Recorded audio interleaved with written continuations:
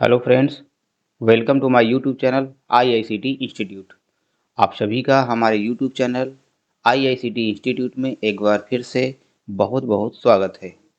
आज की यह वीडियो आईआईबीएफ की तैयारी करने वालों भाइयों बहनों के लिए बहुत ही इम्पोर्टेंट होने वाली है और मुझे पता भी है कि हमारी आईआईबीएफ की वीडियोस से काफ़ी वीएलई भाई या बैंक बीसी में तैयारी करने वाले भाइयों का बहुत फ़ायदा मिल रहा है और हमारी वीडियो देखकर पास भी हो रहे हैं।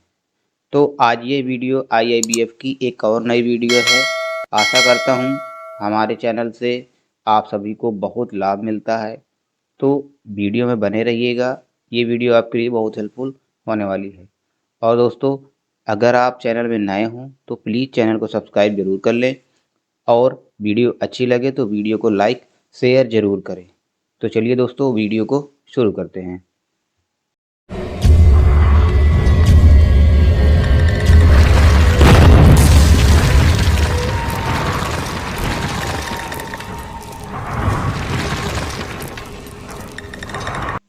तो दोस्तों, यहाँ पे क्वेश्चन है, ग्राहकों की शिकायतों के संबंध में एक शिकायत निवारण प्रणाली शुरू की गई है और बैंकों द्वारा उसका पालन किया जाता है। निम्नलिखित में से कौन सा कथन सही नहीं है? यही क्वेश्चन आपको अंग्रेजी में मिलेगा। In respect of customer complaints a grievance escalation system has been introduced and is followed by banks. What one of the following statements is not correct? तो जो ग्राहकों की शिकायतों के संबंध में शिकायत निवारण प्रणाली शुरू की गई है और जो बैंकों का पालन किया जाता है बैंकों के द्वारा, तो वो इनमें से कौन सा कथन सही नहीं है, इस चीज़ का आंसर देना है आपको। तो जो सबसे गलत कथन है इस ऑप्शन में, चार ऑप्शन में से, तो वो आपको ये देना है कि यदि शाखा और नियंत्रक कार्यालय शिकायत प्राप्त होने की तारीख से दिन के भीतर शिकायत का समाधान नहीं कर सकते हैं तो इसे आगे की कार्रवाई के लिए ग्राहक से अनुभव प्रधान कार्यालय को उनकी टिप्पणियों या स्पष्टीकरणों के साथ भेजा जाना चाहिए। दोस्तों, क्वेश्चन बड़ा होने की वजह से यहाँ पे हमने इंग्लिश में नहीं मिलाया है, इंग्लिश नहीं डाली गई है। क्वेश्चन काफ़ी बड़ा है इसलिए अंग्रेजी मिक्स नहीं है। तो आपको इस क्वेश्चन का ऑप्शन यही देना है गलत कथन में कि यदि शाखा और नियंत्रक कार्यालय शिकायत प्राप्त होने की तारीख से इनके भीतर शिकायत का समाधान नहीं कर सकते हैं तो इसे आगे की कार्रवाई के लिए ग्राहक से अनुभव प्रधान कार्यालय को उसकी टिप्पणियों या स्पष्टीकरणों के साथ भेजा जाना चाहिए। आपको यही ऑप्शन सेलेक्ट करना है। चलिए आगे आते हैं। अगला क्वेश्चन है दोस्तों, कह रहा है एनपीए। एनपीए को हिंदी में कहते हैं अनर्जक आस्ति। एनपीए को इस रूप में परिभाषित किया गया है, जब कोई भी संपत्ति पट्टे पर दी गई संपत्ति सहित बैंक के लिए आय सृजित करना बंद कर देती है तो उसे अनर्जक आस्ति कहा जाता है। तो ये तो अनर्जक आस्ति की परिभाषा हो गई कि जब कोई भी संपत्ति पट्टे पर दी गई संपत्ति सहित बैंकों के लिए आय सृजित करना बंद कर देती है तो उसे अनर्जक आस्ति कहा जाता है। भारतीय रिजर्व बैंक ने अनर्जक आस्तियों की पहचान के लिए दिशा निर्देश निर्धारित किए हैं। निम्नलिखित में से कौन सा सही नहीं है? तो जो भारतीय रिजर्व बैंक आरबीआई के द्वारा दिशा निर्देश दिए गए हैं, तो इन चार ऑप्शन में से कौन सा सही नहीं है, ये हमें जवाब देना है। तो चार ऑप्शन में से आपको यही चूज करना है कि ओवरड्राफ्ट या नकदी ऋण के संबंध में अग्रिम खाता 90 दिन से अधिक की अवधि के लिए अव्यवस्थित रहता है यानी बकाया राशि नामे में या स्वीकृत सीमा से अधिक हो, यही आपको देना है। और यही आपको अंग्रेजी में भी क्वेश्चन आ सकता है यहाँ से कि NPA non performing asset is defined as when any asset including a leased one is to generate income for bank. RBI has laid down guidelines to identify NPH. Which one of the following is not correct? तो कौन सा सही नहीं है आपको देना है the advance account payments out of order for a period of more than 90 days, the outstanding balance being in debit are in excess of the limit sanction in respect of an overdraft या cash credit. ठीक, तो इसमें आपको overdraft वाला विकल्प चयन करना है, यही आपका गलत ऑप्शन के रूप में होगा। चलिए अगला क्वेश्चन देखते हैं। दोस्तों अगला क्वेश्चन कह रहा है, दिए गए ऋणों की समय पर वसूली सुनिश्चित करने के लिए निम्नलिखित में से कौन सा एक प्रभावी कदम नहीं है। यानी जब ऋण दिया जाता है बैंकों द्वारा तो उसको वसूल करने के लिए कौन सा एक प्रभावी कदम जो होता है वो सही नहीं है इन चार ऑप्शन में से। तो प्रभावी कदम कौन सा सही नहीं है, यही क्वेश्चन आपको अंग्रेजी में भी मिल सकता है, मिलेगा भी अगर आप अंग्रेजी लैंग्वेज इंग्लिश लैंग्वेज चूज करेंगे। विच one of the following is not an effective step for ensuring timely recovery of loans granted. तो आपको ऑप्शन क्या देना है, ऑप्शन देखिए सही कदम तो यही है कि उधारकर्ताओं को वसूली नोटिस काफ़ी पहले ही भेज दिए जाने चाहिए, पासबुक ऋण पासबुक जारी करना सुनिश्चित किया जाना चाहिए क्योंकि उसमें चुकौती अनुसूची भी दर्ज होती है। यही अंग्रेजी में आपको ऑप्शन मिलेगा, recovery notice to borrower should be send well in advance, issuance of loan passbook should be ensured as the repayment schedule is also recorded therein। यही दूसरा नंबर कह रहा है कि चूक के मामले में उधारकर्ताओं के पड़ोसी व्यक्तियों से संपर्क किया जाना चाहिए, यही अंग्रेजी में आएगा, neighbouring persons of the बारोवर should B contacted in case of default. और ये ऑप्शन तीसरा कह रहा है, वसूली हेतु संस्थागत तालमेल की संभावनाएं तलाशी जानी चाहिए। तो ये बैंकों द्वारा प्रभावी कदम नहीं है कि वसूली के लिए जो संस्थागत तालमेल होती हैं वो नहीं तलाशी जाती हैं बैंकों के द्वारा, यानी institutional tie up for recovery should be explored, ये नहीं होता है, इसलिए आपका प्रभावी कदम गलत के रूप में यही ऑप्शन आपको चूज करना है। और ये कह रहा है चौथे में, क्षेत्र स्टाफ द्वारा गाँव का बार बार दौरा करना चाहिए और उधारकर्ताओं से नियमित रूप से संपर्क करना चाहिए, ये होता है, ये बैंकों के मामले में होता है, ये वसूली करने का एक सही प्रभावी कदम माना जाएगा। लेकिन प्रभावी जो कदम नहीं है वो आपका यही है कि वसूली हेतु संस्थागत तालमेल की संभावनाएं तलाशी जानी चाहिए, यही ऑप्शन आपको तीसरा नंबर चूज करना है। चलिए अगला क्वेश्चन देखते हैं। चलिए क्वेश्चन कह रहा है, संदिग्ध आस्तियों के बारे में निम्नलिखित में से कौन सा कथन सही है। अभी तक आपने पढ़े थे सही नहीं है, तो ये संदिग्ध आस्ति जो होती है, यानी which of the following statement is correct about doubtful assets, जो संदिग्ध आस्ति होती है उनमें से इन चार ऑप्शन में से सही कदम कौन सा है। पहला कह रहा है कि इसे 3 महीने से एनपीए के रूप में वर्गीकृत किया गया है और वसूली संदिग्ध है क्योंकि आस्तियों का वसूली योग्य मूल्य कम है। It is classified as NPA for 3 months and recovery is doubtful as realisable value of assets are low. उसके बाद कह रहा है इसे एनपीए के रूप में वर्गीकृत किया गया है और यह 12 महीने की अवधि से अवमानक आस्ति बना हुआ है। तो सही कथन जो है वो तो दूसरे नंबर का है कि एनपीए के रूप में वर्गीकृत किया गया है, जो संदिग्ध आस्ति होती है उसको एनपीए के रूप में वर्गीकृत किया गया है और वो जो है 12 महीने की अवधि से अवमानक आस्ति बना हुआ है। It is classified as NPA and has remained substandard for a period of 12 months। ये आपका सही कथन है। अब बाकी गलत में आपके, ये अगर कहता है कि गलत कौन सा है तो ये गलत आपके 1 2 1 3 4 ये गलत कदम हो जाएंगे, कथन गलत होंगे। ठीक, नेक्स्ट अगला क्वेश्चन कह रहा है, नगदी प्रवाह विवरण के संबंध में निम्नलिखित में से कौन सा कथन सही। अब यहाँ भी सही कथन देना है, which of the following statement is correct in case of cash flow statement. तो जो कैश फ्लो स्टेटमेंट होता है उसके विषय में सही कथन कौन सा है, वो है कि कुल अंतर्वाह कुल बहिर्वाहों से हमेशा अधिक होते हैं, total inflows always exceed the total outflows. यह केवल वित्तीय वर्ष के अंत में तैयार किया गया है और यह एक विशिष्ट अवधि होता है। और ये कह रहा है नकदी प्रवाह विवरण किसी विशिष्ट समय पर नकदी की स्थिति का विवरण होता है। तो ये कथन आपका नकदी प्रवाह के लिए सही है, अब बाकी ये वाले आपके गलत है।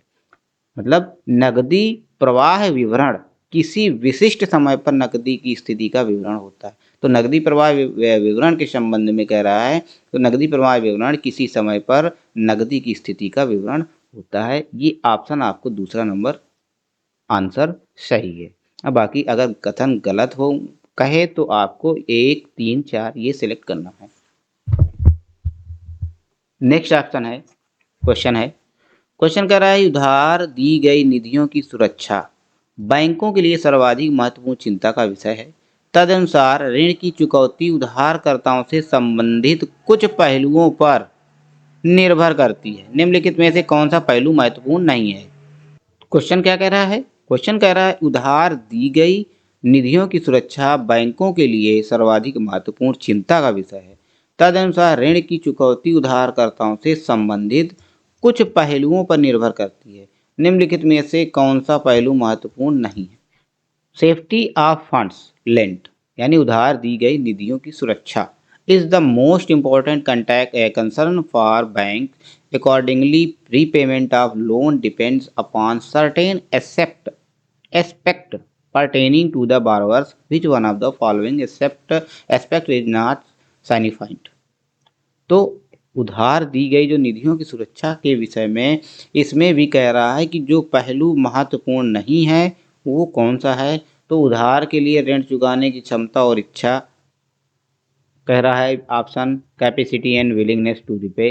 बिक्री का अनुमान के अनुरूप ना होना, sales not matching with the estimate, कारोबार और या के व्यवसाय के माध्यम से नियमित आय सृजन, regular income generation through the business and or occupation. और चौथा कह रहा है ऋण राशि को सुरक्षित करने के लिए संपार्श्विक प्रतिभूति यानी collateral security to cover the loan amount. गलत कथन यानी सही कथन तो यही होंगे कि ऋण चुकाने की क्षमता पर लोन निर्भर करता है, बिक्री का अनुमान के अनुरूप न होना, कारोबार और व्यवसाय के माध्यम से नियमित आय सृजन। तो जैसे कोई लोन लेगा तो अपनी क्षमता के हिसाब से ही वो अपनी ईएमआई बनवाएगा कि मैं इतना दे सकता हूँ, उसी हिसाब से होता है लोन का सिस्टम। लेकिन नहीं, जो पहलू नहीं होता है वो पहलू ये नहीं होता है कि ऋण राशि को सुरक्षित करने के लिए संपार्श्विक प्रतिभूति collateral security to cover the loan amount, ये आपका पहलू महत्वपूर्ण नहीं है। इसलिए आपको यही चौथा ऑप्शन सेलेक्ट करना है, बाकी ये तो सही कथन में आ गए। ठीक, नेक्स्ट अगला क्वेश्चन कहता है कि मुद्रा ऋण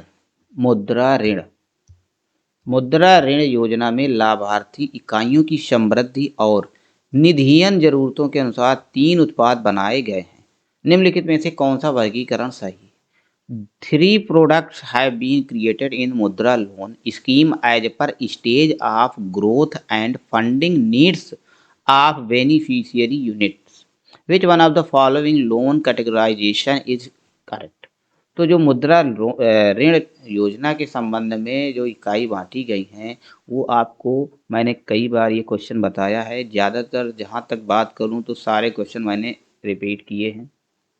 हर वीडियो में आपको कोई ना कोई क्वेश्चन जरूर मिलेगा और सारे क्वेश्चन आपको एग्जाम में देखने को मिलते हैं। तो आपको मुद्रा ऋण योजना के संबंध में पहला ऑप्शन यही सिलेक्ट करना है, शिशु वाला। शिशु 50,000 रुपये तक, किशोर 50,000 रुपये से 5 लाख तक, तरुण 5 लाख रुपए से 10 लाख रुपए तक। यही ऑप्शन आपको सिलेक्ट करना है मुद्रा ऋण योजना के लिए सही वर्गीकरण। ठीक है, नेक्स्ट क्वेश्चन की ओर आते हैं। कहता है बैंकों की शिक्षा ऋण योजना का उद्देश्य छात्रों को भारत और विदेशों में उच्च शिक्षा प्राप्त करने के लिए वित्तीय सहायता प्रदान करना है। शिक्षा ऋण राशि की गणना करते समय निम्नलिखित में से किन व्ययों पर विचार नहीं किया जाता? अब यहाँ पे गलत ऑप्शन देना है। तो पहला ऑप्शन कह रहा है कॉलेज या पाठ्यक्रम शुल्क यानी परीक्षा शुल्क, छात्रावास शुल्क। ये ऑप्शन आपके, यही क्वेश्चन अंग्रेजी में भी पढ़ सकते हैं कि the educational loan scheme of banks aims at providing financial support to the student for pursuing higher education in India and abroad. Which of the following expenses are not considered while arriving at the educational loan amount? पहला option कह रहा है college या पाठ्यक्रम शुल्क यानी परीक्षा शुल्क, छात्रावास शुल्क, कॉलेज।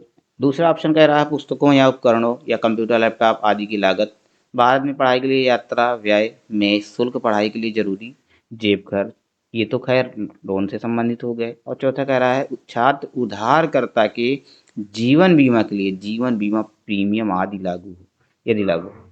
तो इसमें कौन सा ऑप्शन? यही चौथे वाले ऑप्शन आपको जो है इसी विषय पर जो बैंक होते हैं वो विचार नहीं करते इन्हीं खर्च पर कि आप जीवन बीमा पॉलिसी लगवाए हैं तो उससे कोई मतलब नहीं है, आपको ऋण पे करना है।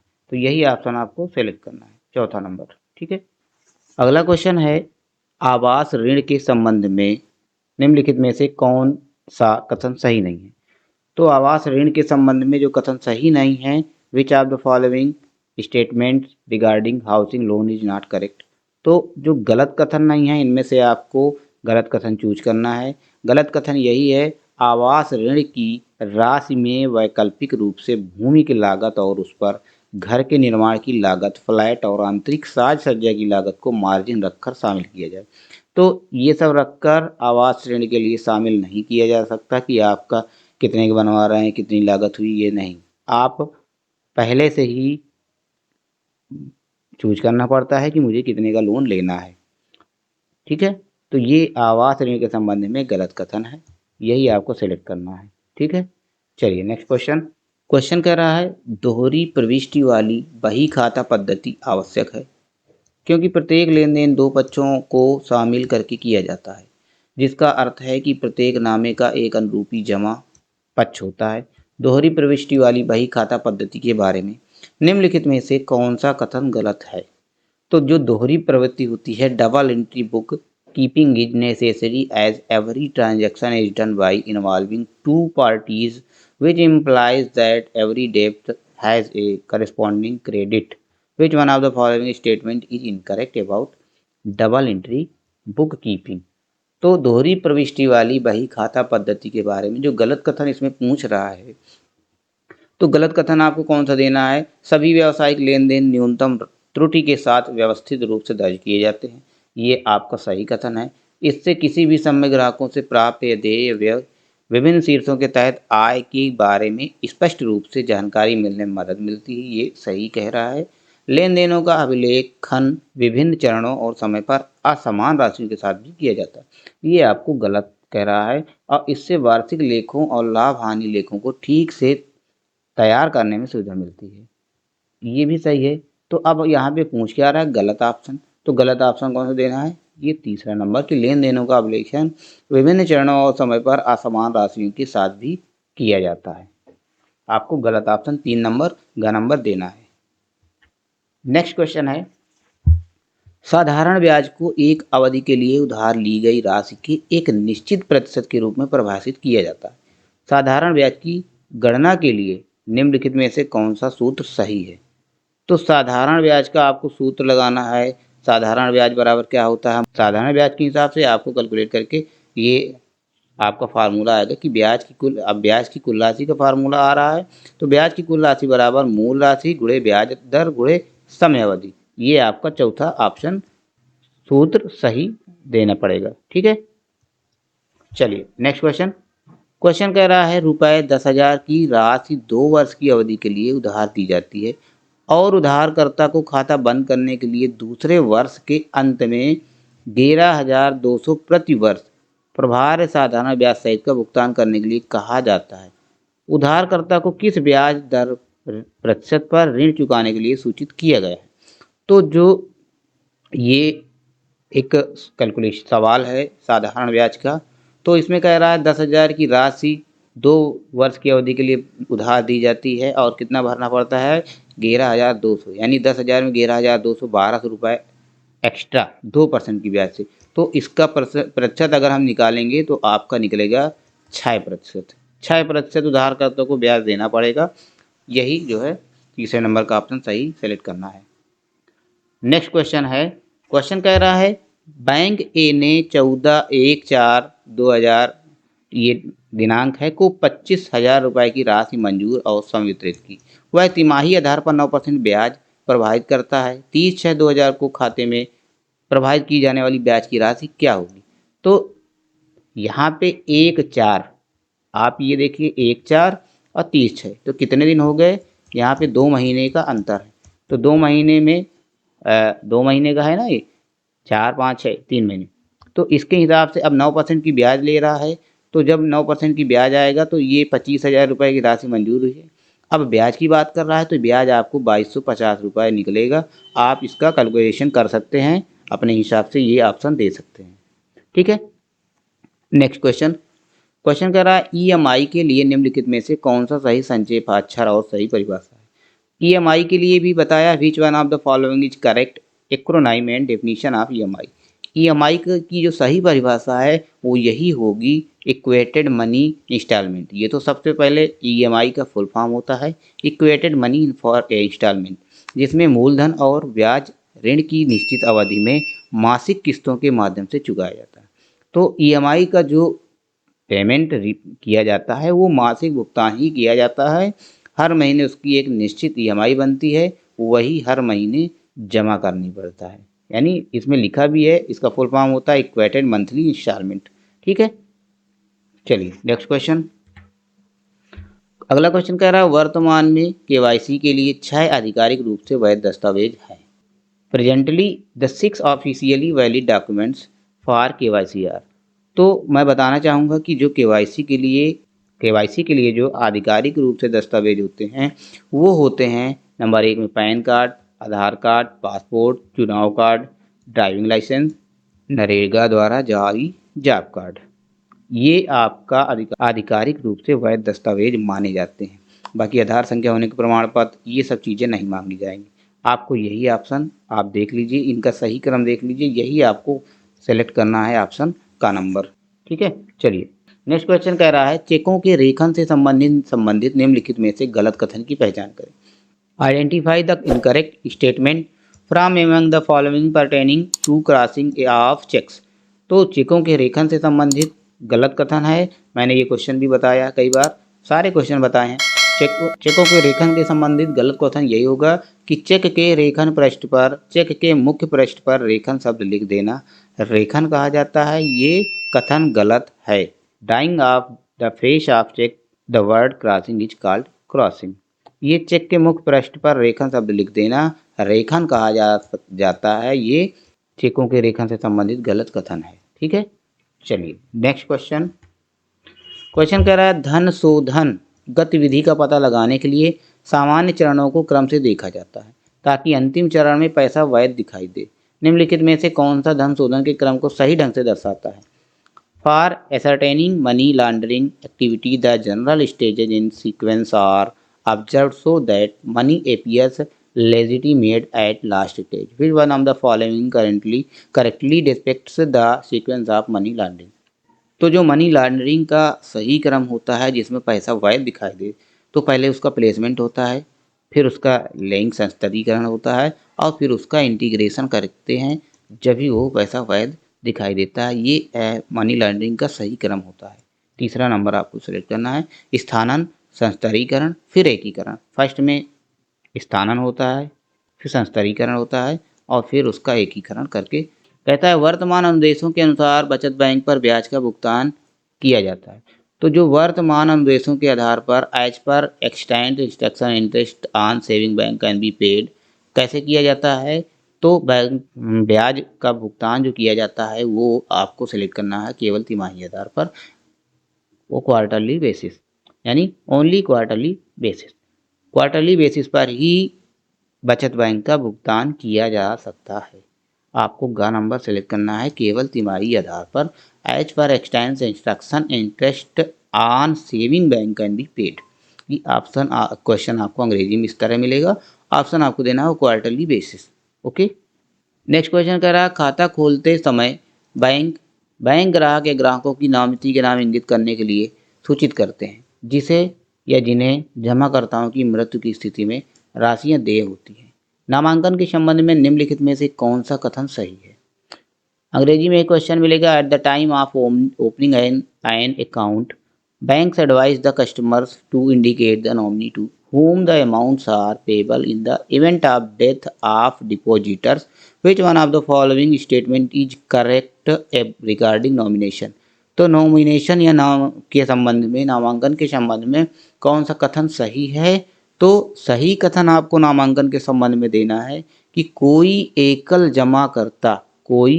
जमाकर्ता ऐसे व्यक्ति को नामित कर सकता है जिसे जमाकर्ता की मृत्यु की स्थिति में उसके नाम जमा राशि का भुगतान बैंकिंग कंपनी द्वारा किया जा सकता है। A single depositor may nominate a person to whom in the event of death of the depositor the amount to his credit may be paid by the banking company. आपको सही कथन के रूप में चौथा नंबर आपको यही ऑप्शन सेलेक्ट करना है।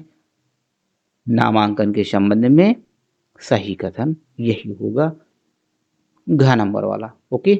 नेक्स्ट क्वेश्चन कह रहा है खाता खोलने के लिए फोटोग्राफ प्राप्त करने के दिशा निर्देश के संबंध में निम्नलिखित में से कौन सा कथन सही नहीं है।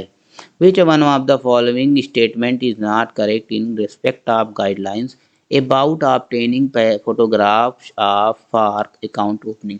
तो जो खाता खोलने के दिशा निर्देश होते हैं फोटो लेने के लिए, तो वो आपको कौन सा है, ये ऑप्शन दिए हुए हैं। इनमें से आपको सही कथन जो होगा नहीं होगा वो चूज करना है। तो आपको सही कथन खातों से संबंधित सभी व्यक्तियों, खातों अर्थात बचत खाता एवं चालू खातों का परिचालन करने के लिए अधिकृत व्यक्तियों सहित सभी के फोटोग्राफ बिना किसी अपवाद के प्राप्त होने किए जाने चाहिए। बिल्कुल सही। बैंकों को प्रदानशील महिलाओं की फोटोग्राफ भी प्राप्त करने चाहिए। Bank should also obtain photograph of प्रदानशील वोमेन। आधिकारिक रूप से वैध दस्तावेजों पर फोटोग्राफ चिपके होते हैं, इसलिए बैंकों को फोटोग्राफ जमा करने पर जोर नहीं देना चाहिए।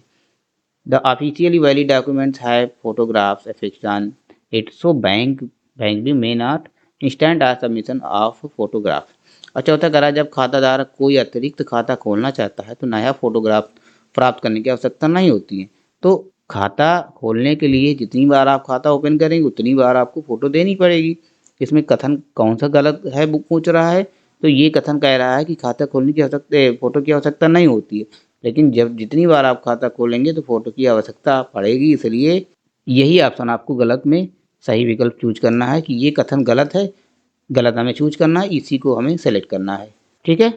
तो दोस्तों ये था IIBF क्वेश्चनों का एक महत्वपूर्ण संकलन। आशा करता हूँ वीडियो अच्छी लगी होगी। अगर वीडियो अच्छी लगी हो तो प्लीज़ वीडियो को लाइक ज़रूर करें, और अगर आप नए हैं तो चैनल को सब्सक्राइब ज़रूर करें। दोस्तों वीडियोज़ के सारे क्वेश्चन आपको एग्ज़ाम में मिलेंगे, तो वीडियोज़ के सारे क्वेश्चनों को आपको बार बार रिपीट करना है, वीडियो को बार बार देखनी है। और बहुत से व्यूअर्स की डिमांड है कि हमें PDF प्रोवाइड कराई जाए, तो दोस्तों PDF आपको जल्द ही मिल जाएगी हमारे टेलीग्राम चैनल पर, और टेलीग्राम चैनल का लिंक हमने प्रत्येक वीडियो में दे दिया है। तो वो वीडियोज़ की PDF आपको जल्द से जल्द प्रोवाइड करा दी जाएगी। तो चलिए दोस्तों मिलते हैं अगली वीडियो में, तब तक के लिए नमस्कार, जय हिंद।